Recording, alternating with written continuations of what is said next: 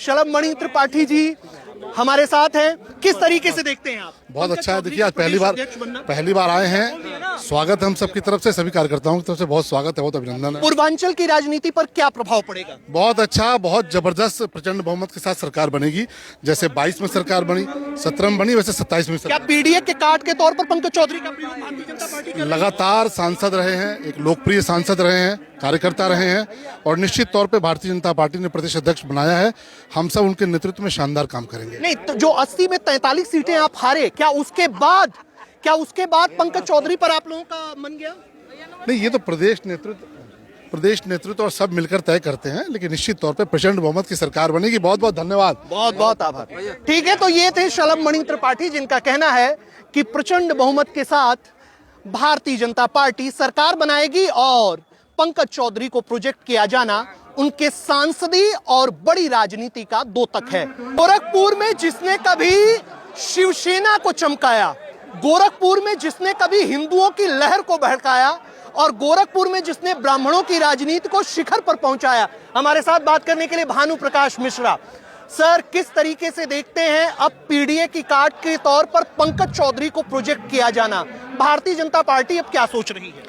Bharatiya Janata party ने जो एक अपनी रणनीति के तहत श्री पंकज चौधरी जी को प्रदेश अध्यक्ष का कमान संभाला, निश्चित रूप से आने वाले विधानसभा चुनाव 2027 में प्रचंड बहुमत के साथ हम लोग चुनाव जीतने वाले हैं और पीडीए का कहीं कुछ अता पता चलने वाला नहीं है। आपका भी पता नहीं चल रहा है। कई चुनाव आप समाजवादी पार्टी से लड़े, फिर उसके बाद आप बीजेपी में आए, अब बीजेपी आपको टिकट दे नहीं रही है। अरे आप परेशान ना हो, इस बार हम भी चुनाव मैदान में रहेंगे, आप निश्चिंत रहिए।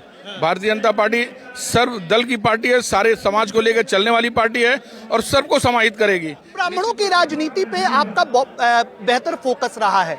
अभी पंकज चौधरी जी ने कुटुंब बैठक को लेकर जो बयान जारी किया, उसके बाद माता प्रसाद पांडे हो, शिवपाल यादव हो या प्रमोद तिवारी हो, जिस तरीके से उनके बयान आ रहे हैं, किस तरीके से देखते हैं? देखिए, कहीं भी किसी भी जाति की बैठक होना कोई हमारे ख्याल से बुरा नहीं है और अगर ब्राह्मणों ने अपनी बैठक की तो निश्चित रूप से बहुत सराहनीय काम उन लोगों ने किया है। और कोई जरूरी थोड़ी ना, ब्राह्मण समाज में एक दिशा निर्धारित करता है, एक संदेश देने का काम करता है। तो उस बैठक में सारे लोग मिलकर भारतीय जनता पार्टी को किस तरह आगे बढ़ाएंगे उस पर विचार किया। लोगों ने गलत तरीके से उसे प्रस्तुत किया, जबकि मेरा मानना है कि ये बैठक होनी चाहिए और समाज में किस तरह से भारतीय जनता पार्टी को हम लोग ले जाएंगे आगे, उस पर काम होना चाहिए। जी बिल्कुल। तो क्या लगता है आपको, पिछली बार की असफलताओं से सबक लेते हुए पीडीए के कार्ड के तौर पर पंकज चौधरी को प्रोजेक्ट किया जा रहा है? कोई असफलता हम लोगों की नहीं रही। क्यों? 80 में आपने 43 सीटें। ठीक है, उसके लिए हम लोग फिर जो हम लोगों ने मंथन किया, उसके बाद जो निष्कर्ष निकल के आया उस हिसाब से हम लोग काम कर रहे हैं। अगला पंचायत चुनाव, उसके बाद विधानसभा का चुनाव, कितना बड़ा चैलेंज? कोई चैलेंज नहीं हम लोग के सामने। हम लोग पूरा 12 महीने हम लोग चुनाव लड़ते रहते हैं, पूरे साल के साल हम लोग चुनाव लड़ते रहते हैं। हम लोग की तैयारी उसी प्रदेश में चलती रहती है, इसलिए अब हम लोग के सामने कोई चैलेंज नहीं है। हम लोग बम्पर सरकार बना रहे हैं। बम्पर सरकार बना रहे हैं और ये कहना है भानु प्रकाश मिश्रा का। हम यूपी टीवी के लिए किशन गुप्ता के साथ क्षेत्रीय कार्यालय गोरखपुर से अंकित मणि त्रिपाठी।